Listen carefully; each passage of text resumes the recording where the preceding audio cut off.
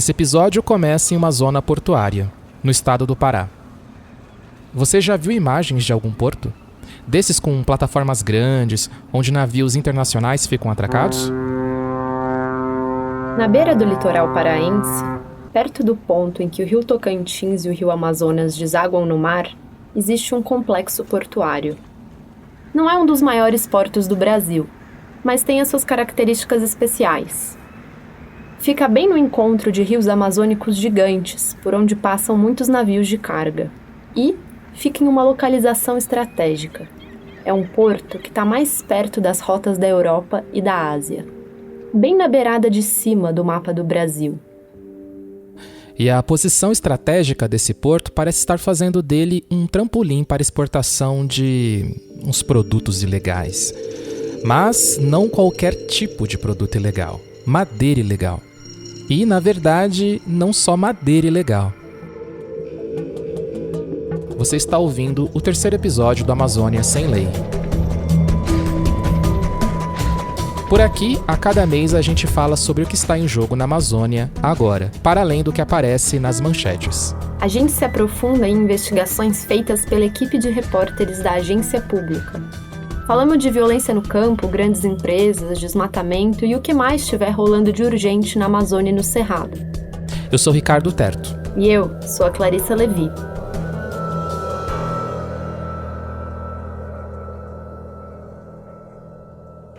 O terminal portuário localiza-se no município paraense de Barcarena. Será um terminal de uso privado misto, dedicado à importação e exportação de produtos vindos dos rios Amazonas, Tocantins, Tapajós e Madeira, onde serão movimentados grãos, farelo, fertilizantes, placas de aço, bobinas... Essa é uma propaganda institucional do porto que falamos ali no comecinho do episódio.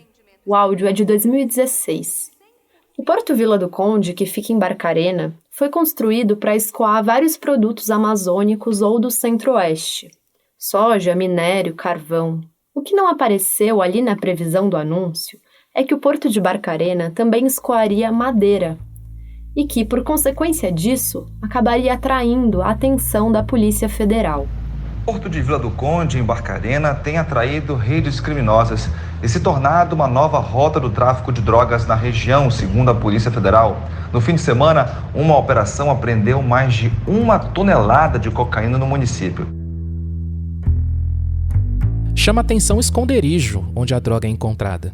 Na maioria dos casos, os entorpecentes seriam exportados camuflados em cargas de madeira. Sabe aquelas bonequinhas russas de madeira que tem outras bonequinhas dentro? As cargas eram verdadeiras matrioscas de ilegalidade, drogas ilegais dentro de madeira ilegal saindo de uma embarcação de forma ilegal. 1,5 toneladas de cocaína foi apreendida ontem no Porto de Vila do Conde, em Barcarena. A droga foi trazida para Belém. O entorpecente tinha como destino a cidade de Rotterdam, na Holanda. Vários tabletes da droga, diluídos, camuflados, no meio de containers carregados de madeira que pesam toneladas. O peso da carga toda, com a droga escondida, aumenta só em uns 100 ou 200 quilos. Deve ser difícil rastrear o entorpecente ali, né?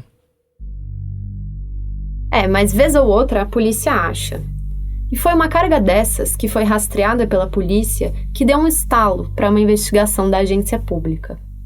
A gente foi conversar com um repórter que apurou a história. Me chamou a atenção. E aí, conversando com o delegado responsável, falou, olha, a gente já sabe que a madeira é a principal carga nos últimos anos. Esse é o Ciro. Depois que eu fui pesquisar, eu vi que já realmente, assim, essa relação já era visível, apesar de estar um pouco dispersa, assim.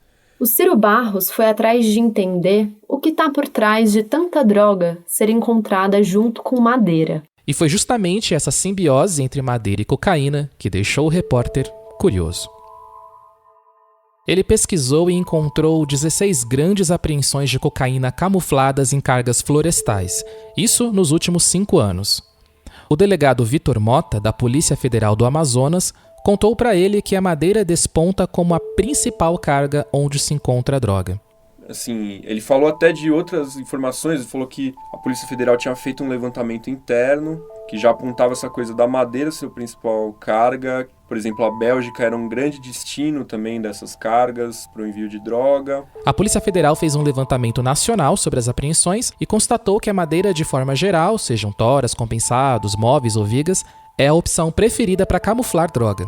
Cheio de perguntas na cabeça, o Ciro foi conversar com delegados e pesquisadores que observam as dinâmicas do tráfico e que também observam as dinâmicas da exploração de madeira na Amazônia. Ele queria ver se era só uma coincidência as duas cargas serem encontradas juntas ou se existia um link mais forte ali, alguma explicação. Há uma sobreposição que diz respeito aí, contrabando de minério, contrabando de madeira e tráfico de cocaína. Esse é o Ayala Couto, geógrafo da Universidade do Estado do Pará e pesquisador do Fórum Brasileiro de Segurança Pública e do Instituto Clima e Sociedade. Ultimamente, ele tem focado seus estudos na territorialização do crime organizado na Amazônia. Ele busca entender a relação entre as facções criminosas e os crimes ambientais. E a gente consegue ver diretamente essa relação, porque a mesma rota utilizada, o mesmo modelo de transporte utilizado e os produtos são encontrados juntos. O professor Ayala se debruçou sobre o trajeto de toneladas de drogas que foram apreendidas na Amazônia Legal entre 2017 e 2020. Observando essas cargas de entorpecentes, ele chegou à conclusão que existe uma sobreposição entre as áreas onde as autoridades encontram madeira ilegal e as áreas onde acontecem apreensões de drogas. Além desses produtos estarem juntos no container, no porto, as rotas da madeira e do minério são compartilhadas com as rotas do tráfico. E às vezes, o sobrenome de quem vende a droga e a madeira pode ser o mesmo. Mas vamos voltar lá para o Pará, no porto de Barcarena, no encontro das águas dos rios amazônicos com o mar. Então, saiu do complexo portuário de Barcarena um navio carregado que levava, entre outras coisas, vigas de madeira. A carga florestal estava documentada e era um produto de origem amazônica, vindo de uma empresa registrada em Manaus. A madeira passou pelo Porto de Santos, em São Paulo, e de lá seguiu para a Europa. Até aí, tudo normal, zero suspeitas. Mas chegando na Bélgica, o caminho da mercadoria foi interrompido. Era junho de 2019. O container com a madeira do Pará foi aberto no porto de Antuérpia. E, bom, os fiscais encontraram cocaína no meio das vigas. Cada madeira tinha um vão cortado, um recorte do tamanho exato para caber um tijolo de droga. Aí, os oficiais belgas entraram em contato com a Polícia Federal do Brasil e a PF do Amazonas começou uma investigação detalhada. Na sequência, foi deflagrada a Operação Sheld, um esforço de investigação que duraria 2 anos. De lá para cá, a PF colheu provas, fez interceptações telefônicas e buscas. Agora, o que foi descoberto está na mão do Ministério Público, para as acusações serem levadas para a Justiça. Assim, a madeira que foi exportada, ela tinha uma documentação, ele apresentou uma documentação até para dar aquela aparência de legalidade. Esse é o delegado Vitor Mota, responsável pela investigação. O Ciro, nosso repórter, falou com ele. De cara, o delegado e a equipe foram tentar rastrear de onde vinha a madeira recheada de droga encontrada na Bélgica. Uma das primeiras dúvidas na investigação era se a madeira era de fato legal. Isso porque no mercado de madeira, a ilegalidade reina. Só para a gente ter um pouquinho de contexto sobre o assunto, um estudo da ONG Amazon, que analisou a exportação de madeira no estado do Pará, descobriu que 70% da madeira exportada entre 2017 e 2018 era ilegal, ou seja, tinha sido cortada em áreas que não tinham autorização do estado. Esse dado é só para a gente ter em mente que o volume de madeira ilegal circulando no mercado brasileiro é enorme. Mas bom, vamos voltar lá para o caso da Bélgica. A PF do Amazonas foi investigar de onde a madeira tinha vindo, lembra? E depois das buscas e interceptações, a PF concluiu que a madeireira era mesmo uma empresa fantasma, de fachada. Nesses 2 anos de investigação, a PF conseguiu mapear as engrenagens do esquema de venda desse combo de madeira ilegal e cocaína. Alguns acusados foram presos provisoriamente e o caso aguarda decisão na justiça. Aí que entra um ponto interessante. A polícia descobriu ligações entre um dos acusados de gerenciar o esquema e um suposto fornecedor de droga da facção Família do Norte. Nas ligações interceptadas, apareceram conversas sobre o pagamento e drogas entre um representante da suposta madeireira e um velho conhecido da Polícia Federal, o Osmerino de Souza. Nos desdobramentos de uma outra investigação da PF, o Osmerino tinha sido preso por ser um dos principais comparsas do fornecedor de drogas para a Família do Norte. A Família do Norte é a principal facção criminosa do Amazonas e é considerada pela PF a terceira maior do país, atrás só do PCC e do Comando Vermelho. E esse caso, essa descoberta da PF, ilustra a existência de uma relação íntima entre os crimes de tráfico e os crimes ambientais. E essa operação da polícia não foi a única a flagrar essa conexão. Migrando também do narcotráfico para o crime ambiental. Primeiro porque é uma oportunidade de ganhar dinheiro, né? E também é isso. E aí tem esse benefício de penas baixas, são em locais muito isolados. Apurando a reportagem, o Ciro percebeu que os crimes ambientais, nesse caso a exploração e venda de madeira ilegal, estão andando perto, às vezes junto mesmo, dos crimes clássicos de tráfico. Parece um ciclo que se retroalimenta. Dá para aproveitar as mesmas rotas, uma carga esconde a outra, e dá para ganhar dinheiro com os dois produtos. O crime ambiental ainda tem a facilidade de pouca regulação e, ultimamente, pouquíssima fiscalização. Porque é isso, eles fazem um cálculo simples de penas baixas, oportunidade de lucro, atividades pouco regulamentadas que eles podem colocar o dinheiro sujo. Isso é tradicional já, né? Crime de diversificar as atividades cada vez mais, né? De como bons investidores colocar os ovos em várias cestas e ver onde que dá para lucrar mais. Esse entrelaçamento entre narcotraficantes e pessoas que fazem dinheiro explorando madeira ou minério ilegalmente não é totalmente novo.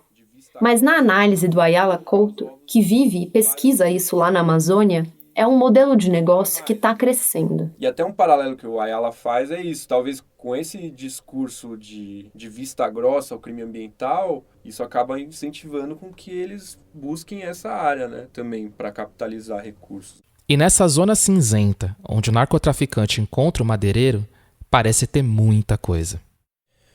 Também, às vezes, por exemplo, tem grupos que são especializados no garimpo ilegal numa região. E às vezes o crime entra como um investidor, né? Como alguém que dá o capital para uma outra pessoa que tem um know-how. Se trata como caixinhas separadas, assim, como se o crime ambiental, a grilagem, a extração de madeira fosse uma coisa e o narcotráfico fosse outra. E, na verdade, tem uma grande zona cinzenta crescendo, né? Aquele que trabalha na legalidade, o empreendedor de boa fé, ele tem uma dificuldade imensa para competir com o ilegal. Esse que você ouviu é o Alexandre Saraiva, delegado e ex-superintendente da Polícia Federal no Amazonas.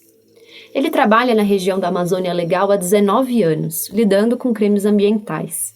E a partir dessa experiência fala muito sobre a desregulação que existe no mercado da madeira.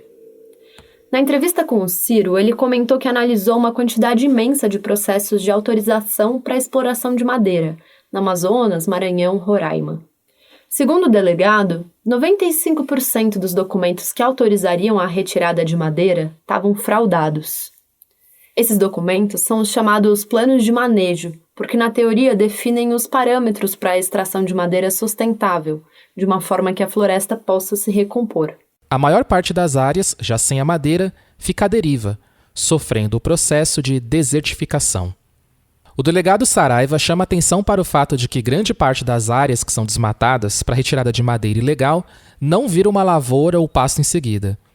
Ele aponta que nessas áreas se retira madeira e por muito tempo fica por isso mesmo. Não tem gado e não tem agricultura em 99% das áreas que foram desmatadas nos últimos 10 anos. Eu aposto isso com quem quiser. A gente não tem plano de manejo algum, a gente tem processos que não significam absolutamente nada. É mera formalidade, mas que não tem uma essência. Então, assim, a gente tem que atacar o inimigo certo. O inimigo é a madeira ilegal, que é uma organização criminosa, alguns deles são egressos do tráfico de drogas. E tudo que uma organização criminosa mais quer é dar aparência de ilicitude ao que é ilícito. Como o pesquisador Ayala Couto aponta, o delegado da PF também diz que os criminosos fazem um cálculo simples. Veem que a legislação ambiental, se for aplicada, será limitada. São atraídos pela regulação e fiscalização frouxa e apostam cada vez mais fichas no crime ambiental. Existe uma questão que envolve a vulnerabilidade social. Muitas cidades que vive sob a precariedade. É muito mais fácil convencer as pessoas a fazerem parte do crime, né? Convencer ribeirinhos a fazerem papel de mulas do tráfico de drogas. Essas singularidades que são regionais, elas hoje, de certa forma, acabam despertando o interesse de facções do crime organizado em passar a ter o controle dessas regiões e, por conseguinte, controle também da atividade no Estado. Na verdade é isso, a Amazônia está sofrendo essa territorialização crescente do crime, né? Cada vez mais eles achando lugares estratégicos onde se posicionar, atraídos às vezes por crimes ambientais, outras vezes também pelos pontos estratégicos. Você tem uma região lá que, por exemplo, uma área indígena que sabe que tem reserva de ouro embaixo. Se já tem um grupo de garimpo entrando, se ele tiver turbinado com o dinheiro do tráfico, assim, ele vai ter mais recurso para contratar pistoleiro, para botar mais máquina, para botar equipes. Assim, é uma violência e um recrudescimento dos grupos que já estão lá, que já estão presentes na região, né?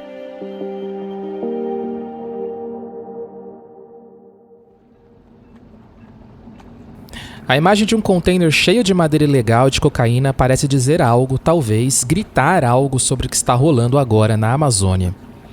De um lado, temos o afrouxamento das leis ambientais, em tese, em prol de favorecer o agronegócio, sojeiros e pecuaristas. Mas tem uma outra face, né? A gente está falando de redes criminosas interconectadas num emaranhado de rotas de comércio, esquemas de fraude, investigações da polícia. Mas o que tudo isso gera para a biodiversidade, para as pessoas? Eu comecei a pensar isso da violência, na verdade, enquanto eu preparava o episódio aqui e li um relatório sobre a cadeia de desmatamento e da madeira ilegal na Amazônia. Vamos pensar junto agora num exemplo. Um IP ilegal. De onde veio? Da terra de quem foi tirada? Era área do Estado? Era terra indígena? Dói porque você vê os caminhões passando com as madeira centenária, que nunca mais vai retornar. Essa é uma das agricultoras entrevistadas na pesquisa. O estudo, feito por pesquisadores da Human Rights Watch, se aprofundou na conexão entre o desmatamento e as redes criminosas que têm a madeira ilegal como negócio. Foram ouvidas mais de 170 pessoas no Pará, Rondônia e Maranhão. E a partir dos relatos, aparece uma questão que chama atenção. O mercado ilegal de madeira tem vítimas, humanas, e várias. Tem muita gente que se coloca para defender a floresta, sua terra, seu assentamento, ou mesmo defender um laudo técnico correto. Ameaçaram eu e meu esposo de morte, né? Que falaram ou eu aceitava o dinheiro ou eu morria. Eu falei, então pode matar. A partir desse momento eu falei assim, não, agora eu vou denunciar. A pesquisa contabilizou mais de 100 ataques, incluindo 28 mortes relacionadas à extração de madeira. Esses 28 assassinatos, a maioria entre 2015 e 2020, foram contabilizados porque a equipe de pesquisa encontrou evidências de que os autores estavam envolvidos na extração ilegal de madeira. Nesses casos, as vítimas viraram alvos porque se colocaram no caminho de quem explora a floresta ilegalmente. Aqui no Amazônia, a gente ainda vai falar muito sobre isso, toda essa violência e sobre como ela se conecta, inclusive, com as mudanças climáticas. Agora, se você quiser saber mais detalhes da reportagem sobre a relação íntima entre narcotráfico e madeira ilegal, confere a matéria completa que o Ciro Barros publicou. Está no site da Pública, é só acessar apublica.org. E se deu vontade de saber mais sobre essa pesquisa que a Clary citou aqui no final, é só procurar Máfias do IP no Google, que vai aparecer aí o relatório do Human Rights Watch. Mas hoje a gente tá acabando por aqui. Mês que vem, o Amazônia Sem Lei tá de volta. E se você gostou do episódio, eu posso pedir uma ajuda? Mostra ele pra alguém. Envia ali no WhatsApp pra uma amiga, um amigo, um tio. A sua ajuda é fundamental para o nosso conteúdo chegar em mais gente. O Amazônia Sem Lei é uma produção da Agência Pública. A produção, o roteiro e a montagem quem faz é a Clarissa Levi, que apresenta o podcast aqui comigo, Ricardo Terto. A finalização de som é feita pela Mariana Romano e a coordenação geral do projeto é de Thiago Domenici. Nesse episódio, usamos áudios do Globo, Hidrovias e documentário Máfias do IP da Human Rights Watch. Obrigado, te esperamos no mês que vem.